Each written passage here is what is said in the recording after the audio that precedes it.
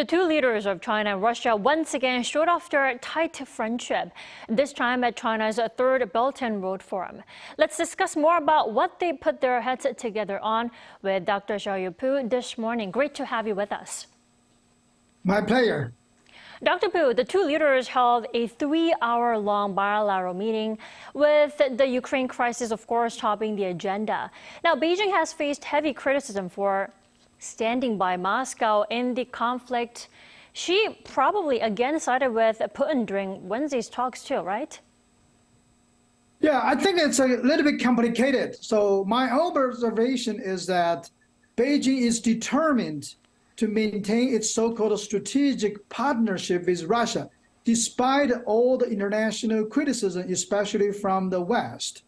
So, but on the other hand, the strategic partnership is different from military alliances because both China and Russia want to maintain their strategic autonomy as well, because Beijing is put into a very awkward situation in the Ukraine crisis. Beijing needs to maintain strategic partnership with Russia to balance against the U.S.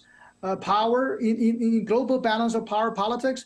But Beijing also needs to respect UN Charter sovereignty, and also China needs to maintain its much broader economic ties with European countries and the United States. Overall, I think it's a very complicated relationship. Right, the Ukraine crisis has put China in a very uncomfortable situation at the moment. Now, Xi-Putin talks also took place under the shadow of another conflict over in the Middle East. Now, would you say the two leaders were on the same page when it comes to the war? Yeah, you mean regarding the Israel-Palestinian conflict, looks like both China and Russia share some common ground. These two countries have a long-term support of Palestinians' struggle for their statehood in diplomatic platform. But on the other hand, I should also emphasize both China and Russia have a very friendly and cooperative relations with Israel as well. So for this particular conflict, I think both China and Russia, on the one hand, share some common ground, but also they need to manage the relationship, manage their diplomatic position regarding the conflict in a very careful manner as well. Is that why there was no joint comment from the two leaders? Maybe, it could be. I think China definitely really maybe consider Israel's perspective. Maybe that could be a consideration. Sure. Let's also talk about Xi's BRI opening remarks. He warned against decoupling from China, now calling out Western efforts to reduce dependence on the Chinese economy. That's a message targeting the U.S., right? Yeah, to some degree. I would think it might target both the United States as the broader global community. I think China definitely wants to emphasize decoupling from China will not be successful in the long term because, number one, China has become the largest trading partner for more than 100 countries worldwide. So, and also secondly, Beijing wants to emphasize China has already a key player in global economy. So decoupling will be too costly for the global community, including for the United States. I think that might be one of the messages Beijing want to emphasize. Sure, Dr. Pu, and it wasn't just Vladimir Putin. Representatives from more than 130 countries, mostly from developing, attended the forum. And Xi Jinping also put a lot of effort into, conveying a welcoming attitude towards them. Why is that?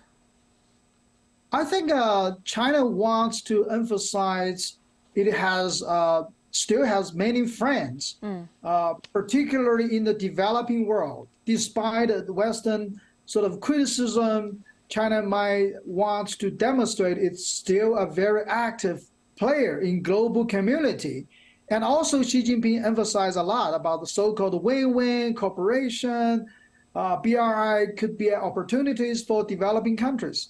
Ultimately, I think, according to Xi Jinping's narrative, China and the world are interdependent toward each other. I think that might be also an important message Sure.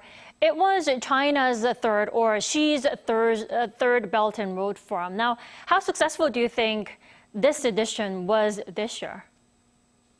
I think any kinds of like evaluation might largely depends on who we are talking about. Definitely, in the eyes of the Chinese government or the Chinese leaders like Xi Jinping, this international forum of BRI could be a great success because it has demonstrated China's leadership.